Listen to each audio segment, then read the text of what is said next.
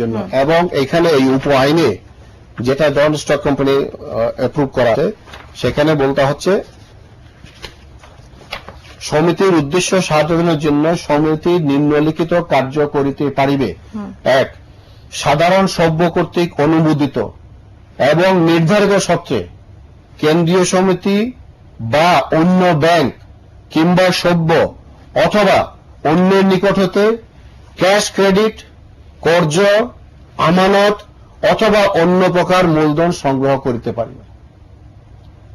আচ্ছা, আপনি এটার সাথে কিছু যোগ করতে চাচ্ছেন? স্যার, হ্যাঁ, আমার প্রশ্ন হচ্ছে যে কাজল জগন্নাথ ইউনিভার্সিটির একজন ছাত্র, সে যে প্রশ্নটা করলো যে আসলে জনগণ তো স্যার এত কিছু জানে না। আমি যখন ইনভেস্ট করব, আমি যখন একটা টাকা কারো কাছ থেকে নিব এবং আমি যখন ঋণ নিব, এবং আমি যে কথাটা আগেই বলেছিলাম যে স্বপ্ন স্যার ডেস্টিনি এই দেশে দেখিয়েছে স্যার, এবং আজকে আপনি বলেছেন 45 লক্ষ ডেস্টিনি সদস্য আছে যারা 20 থেকে 25 লক্ষ যারা অ্যাক্টিভ এবং তারা আর্থিকভাবে সচ্ছল হয়েছে। আমার অনেক স্টুডেন্ট এই ডেস্টিনির সাথে জড়িত এবং আমি দেখি ওরা আমাকে অনেক সময় অফার করেছে, যে কোনো কারণে আমি হয়তো এখানে যেতে পারি নাই।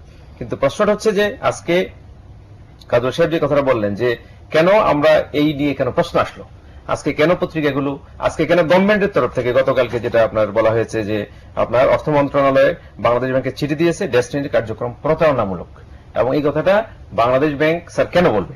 এখন জনগণের প্রশ্ন হচ্ছে এটা, আজকে গভর্নমেন্টের অনেকগুলো স্যার সফলতা, এই সরকার শিক্ষা ক্ষেত্রে বিভিন্ন ক্ষেত্রে স্যার অনেক সফল হয়েছে। আজকে শেয়ার মার্কেট নিয়ে যে ধরনের একটা অনিশ্চয়তা দেখা দিয়েছে স্যার, এখন জনগণ যদি সেই জায়গায় আবার চলে যায়, আজকে ডেস্টিনির মতো একটা অর্গানাইজেশন তারা যদি আজকে প্রশ্নের সম্মুখীন হয় এবং এই যারা ইনভেস্ট করেছে তারা যদি প্রতারিত হয়, যে কথাটা আসছে আপনি যেটা বলছেন যে অবশ্যই এটা বলা যাবে না যে যতক্ষণ পর্যন্ত জাজমেন্ট না হবে, বিচার না হবে, ততক্ষণ আমরা সেটা প্রতারণা বলছি না, কিন্তু প্রশ্নটা ওই জায়গায় আসে যে যখনই কোশ্চেন আসে তখন তো ডেস্টিনিও কিন্তু স্যার ইফেক্ট হচ্ছে, অর্গানাইজেশন কিন্তু ইফেক্ট হচ্ছে, এবং আমরা এটা মাথায়, এবং সাধারণ যে মানুষগুলো এখানে আপনার সম্পদ যাদের রয়েছে তারাও কিন্তু অনেক বেশি পরিমাণে ইফেক্ট হচ্ছে। একটা সময় আপনাদের যদি কোনো প্রবলেম হয় আপনারা আপনাদের ব্যবসা গুটিয়ে চলে যেতে পারছেন, তো সাধারণ বিনিয়োগকারীরা, সাধারণ যারা ইনভেস্ট করেছে এখানে তারা কিন্তু পাচ্ছে না। এক্স্যাক্টলি, এবং আমার বক্তব্যটা স্যার ওই জায়গায় যে আজকে কেন অর্থমন্ত্রীকে এই জিনিসটা দেখতে হবে, এবং আমাদের যে কোনো সমস্যা হলে অর্থমন্ত্রী, ইভেন প্রধানমন্ত্রীকে গিয়ে আপনার এটাকে হস্তক্ষেপ করতে হয়, কিন্তু স্ব ক্ষেত্রে কিন্তু মন্ত্রণালয় আছে, স্বরাষ্ট্র মন্ত্রণালয় আছে, অর্থ মন্ত্রণালয় আছে, তারাই তো এটা মনিটর করবে, এবং সেই জায়গা থেকে কিন্তু এটা হয়ে আসা উচিত ছিল। আজকে এই জিনিসটা যে প্রশ্ন সম্মুখীন হয়েছে স্যার, আমার মনে হয় যে এটা জাতির কাছে আপনাদেরই দায়িত্ব এটাকে পরিষ্কার করা। না, অবশ্যই আপনার কাছে আমি ধন্যবাদ জানাবো এই কথাটা বলার জন্য। জাতির কাছে আমাদের দায়িত্ব, সরকারেরও দায়িত্ব আছে, কারণ আমি সরকারের এই আইন মেলে কার্যক্রম, অবশ্যই এই আইন যারা বানিয়েছে, এই আইন যারা পরিচালনা করে, এই আইন যারা, আপনি আইনের কথা বলছেন, কিন্তু এদিকে আমরা পত্রিকাগুলোতে যা দেখছি সেখানে অভিযোগ এসেছে যে আপনাদের নিকট বাংলাদেশ ব্যাংকের যে পরিদর্শন টিম রয়েছে সেখানে কিছু জেনারেল লেজার বা সাধারণ খতিয়ান আমরা যেটা বলি, সেখানে আপনার রেজিস্টার, সঞ্চয় রেজিস্টার, তারপর লোন রেজিস্টার, এগুলো কিন্তু প্রদর্শন করতে বলা হয়েছে। আপনারা কি প্রদর্শন করেছিলেন? কেন করেন? আপনাকে একটা ডকুমেন্ট দেখাই আমি। পরিদর্শন টিম যখন আসে তারা সামান্য একটা 3 লাইনের একটা চিঠি নিয়ে আসছিল যে আমরা এই পরিদর্শনে আসছি, রাইট? তো পরিদর্শনে আসার পরে তাদেরকে প্রথমে বলতে হয়েছে যে আপনারা কি চান। ওনারা সেই জিনিসগুলি টাইপ করে আনেন, হাতে লেখা একটা চিঠি, ওনারা 15টা জিনিস চেয়েছেন, এখানে 15টা জিনিস চেয়েছেন, এবং এটা হাতে লেখা এবং এটা সাইন করা। জি, এই 15টা জিনিস তাদেরকে যে জিনিসগুলো চেয়েছে সেগুলো দেওয়া হয়েছে, শুধু একটা জিনিস দেওয়া হয়নি, সেটা হচ্ছে 11 নম্বর প্রতিষ্ঠান কর্তৃক ইস্যুকৃত চেক বইয়ের কপি। যেহেতু আমাদের কাছে কোনো চেক বই নেই, আমরা কোনো চেক বই ইস্যু করি না, কাজে চেক বই আমি দিতে পারি না, তো কাজে 15টার মধ্যে 14টা জিনিস তাদেরকে দেওয়া হয়েছে। এটা হলো 1 নম্বর কথা, ঠিক আছে? যে দুটো জিনিস দেওয়া হয়নি, এই দুটো জিনিস কি ছিল? দুটো না, একটা চেক বই, শুধু চেক বই দিতে পারেন। তো চেক বই আমরা ব্যবহার করি না, আমরা চেক বই দেবো কোথেকে? আচ্ছা, আমি এই সাথে একটা প্রশ্ন তুলতে চাই। আপনাকে যে সমস্ত জিনিসগুলি বললেন যে এই জিনিসগুলি দেওয়া হয়নি, তাহলে যে রিপোর্টটা দেওয়া হয়েছে সেই রিপোর্টটা তাহলে তথ্য নির্ভর নয়, কারণ আপনি তথ্য পাননি, তো আপনি তথ্য না পেয়ে আপনি রিপোর্টটা দিয়ে দিয়েছেন। আপনি লেজার পাননি, আপনি সদস্য রেজিস্টার পাননি, আপনি আরো কি কিছু বললেন এগুলি পাননি। যদি না পেয়ে থাকেন তাহলে রিপোর্টটা কি তথ্য ছাড়াই আপনি দিয়েছেন? তাহলে আমাকে বলতে হচ্ছে আপনি তথ্য পাননি, না পেয়ে আপনি রিপোর্ট দিয়ে দিলেন কিভাবে? না এখন স্যার যদি যতটুকু তথ্য পাওয়া গিয়েছে তা দিয়ে না, আপনি যে বেসিক জিনিসই তো পাননি, আপনি লেজারই পাননি। না এখন যদি এরকম হয় স্যার যে আপনার কাছে চাওয়া হয়েছে, আপনি ওই সময়ের মধ্যে আপনি সেটা দিতে পারেন নাই, অথবা প্রতিষ্ঠান দেয় নাই, তখন বাংলাদেশ ব্যাংক কি করবে? না। তখন তো তাদের তো একটা দায়িত্ব আছে স্যার। দাঁড়ান স্যার। এই চিঠিটা হচ্ছে 6 তারিখে, স্যার। রাইট? এবং এই মাসের 6 তারিখে 6/2 6/2 তারপরে এইটা হচ্ছে যে তথ্য সরবরাহ প্রদান প্রসঙ্গে যেটা রেস্টিনো মাল্টিপারপাস কোঅপারেটিভ দিয়েছে, 7 তারিখে তার একটা সময় ছিল। 7 তারিখে সময় ছিল, বলছে যে আমরা 19 তারিখে যাবো, কিন্তু ওনারা আসলেন 22 তারিখে।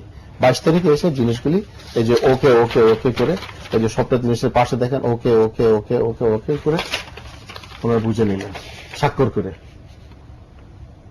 এটা কি ওনাদের সিগনেচার দেওয়া? হ্যাঁ হ্যাঁ, এই যে যেখানে আচ্ছা। সিগনেচার দেওয়া আছে। আচ্ছা, এই ব্যাপারে আমরা আরেকটু কথা বলবো, তবে দর্শক ফোনে রয়েছে, একটা জি। ফোন নিয়ে নিচ্ছে। হ্যালো হ্যালো হ্যালো, হ্যাঁ হ্যালো, হ্যাঁ কে বলছেন, কোথা থেকে বলছেন? আমি হায়দার বলছি, নোয়াখালী সুবর্ণস্থল থেকে বলছি। জি হায়দার, বলুন। ভাই আমি আপনাদের এই অনুষ্ঠানের নিয়মিত শ্রোতা।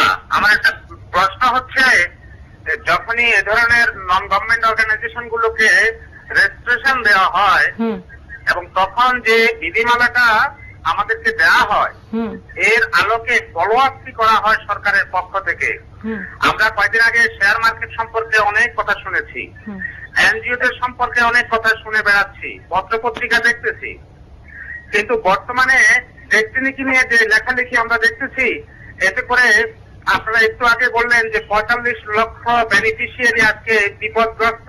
হুম এই অবস্থা উত্তরণের জন্য আমাদের নীতি নির্ধারণে, বিশেষ করে যে রেজিস্ট্রেশন দেওয়া হয়, রেজিস্ট্রেশন কর্তৃপক্ষ রেজিস্ট্রেশন দেওয়ার সময় যে বিধিগুলো দেওয়া হয়, হুম। সেগুলো ফলো আপ কি পরবর্তীতে করা হয়েছে কিনা? যদি হয়ে থাকে তাহলে আজকে 45 লক্ষ বেনিফিশিয়ারি কেন বিপদগ্রস্ত হবে? আপনাকে অসংখ্য ধন্যবাদ। আপনি দূর থেকে ফোন করেছেন, নোয়াখালী থেকে, তবে আপনার প্রশ্নটি খুব যুক্তিযুক্ত একটি প্রশ্ন করেছে, আপনি উত্তর আচ্ছা, দিতে চাচ্ছেন। ডেস্টিনি মাল্টিপারপাস কোঅপারেটিভ সোসাইটি সমবায় অধিদপ্তরের অধীনে এবং প্রতি বছর সমবায় অধিদপ্তর এর কার্যক্রম অডিট করে এবং প্রতি 3 মাস অন্তর অন্তর তাদের লোক আসে। তো প্রতি বছর 9-10 অডিট হয়ে গেছে, 10-11 অডিট এখন চলছে, 11-12 এখনো শেষ হয়নি। এবং সেটা বাংলাদেশ ব্যাংকের যে রিপোর্ট, সেই রিপোর্টে লেখা হয়েছে যে অডিট অধিদপ্তর কর্তৃক অডিট হয়েছে। এটা হলো 1 নম্বর। দ্বিতীয় নম্বর হলো সমবায় সমিতির যে কার্যক্রম, সেখানে 2টা জিনিস আছে। একটা জিনিস হচ্ছে সমবায় সমিতির সদস্যরা গোপন ব্যালটের মাধ্যমে কিন্তু কার্যকরী পরিষদ নির্বাচন করে এবং সেই নির্বাচন যারা নির্বাচিত হয় তারা 3 বছর থাকে, 3 বছর পরে নতুন নির্বাচন হবে। এখানে একটা বিশেষ জিনিস আপনাকে খেয়াল রাখতে হবে, কেউ কিন্তু 2 বারের বেশি নির্বাচন করতে পারে না, ম্যাক্সিমাম 2 বার, 2 বার পরে তাকে যেতেই হবে। তারা যে সমস্ত ইনভেস্টমেন্টের সিদ্ধান্ত নেবে, সেই সিদ্ধান্ত যদি 10 লাখ টাকার বেশি হয়, তাহলে সেই সিদ্ধান্তটি আবার সমবায় অধিদপ্তর কর্তৃক অনুমোদিত হতে হবে। তার মানে যত ইনভেস্টমেন্ট হয়েছে সব ইনভেস্টমেন্ট ওই বোর্ড কর্তৃক অনুমোদিত এবং সমবায় অধিদপ্তর কর্তৃক অনুমোদিত। তো কাজেই এখানে টাকা সরানোর কোনো স্কোপ নেই।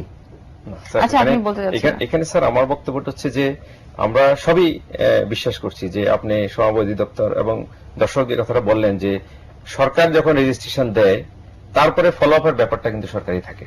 জি, দ্যাটস রাইট। কিন্তু প্রশ্ন হচ্ছে স্যার, আজকে আমরা মার্কেটিং এর যে কনসেপ্টে যে কথাটা একটু আগে উপস্থাপিকা বললেন যে ফিলিপ কটলার উনি বলছেন যে ডিরেক্ট মার্কেটিং আমরা বেশি কি বলে পেপার দিচ্ছি এবং আপনারা ওই কনসেপ্টটাকে নিয়েছেন। কিন্তু প্রশ্ন হলো যে এখন এই ডিরেক্ট মার্কেটিং করতে গিয়ে যদি আমার ভোক্তা সে যদি বেনিফিটেড না হয়, সে যদি আপনার ডিফ্রাইভ হয় এবং সে যদি প্রতারিত হয়, তাহলে আমরা আজকে অনেকগুলো জায়গায় কিন্তু আজকে আমরা সোসাইটাল মার্কেটিং এর কথাও বলছি, তার মানে সামাজিক দৃষ্টিভঙ্গি সম্পন্ন বাজারজাতকরণ। এখন সেই দৃষ্টিভঙ্গি থেকে আজকে আপনারা কিন্তু স্কুল, কলেজ, গভর্নমেন্টের একটা প্রোগ্রাম আছে স্যার, আমার মনে হয় আপনি জানেন, সেটি হচ্ছে যে আপনার বিভিন্ন শিক্ষা প্রতিষ্ঠানে আপনার ফুড, খাবার বিতরণের একটা প্রোগ্রাম কিন্তু গভর্নমেন্ট নিয়েছে। তো এই ধরনের প্রোগ্রামে স্যার আপনারা কেন কি বলে যাচ্ছেন না? আমার কথা হলো যে সমাজের যে উন্নয়নের জন্য আপনারা এই ধরনের 2-1টা প্রজেক্ট, আজকে আমাদের ভালো শিক্ষা প্রতিষ্ঠান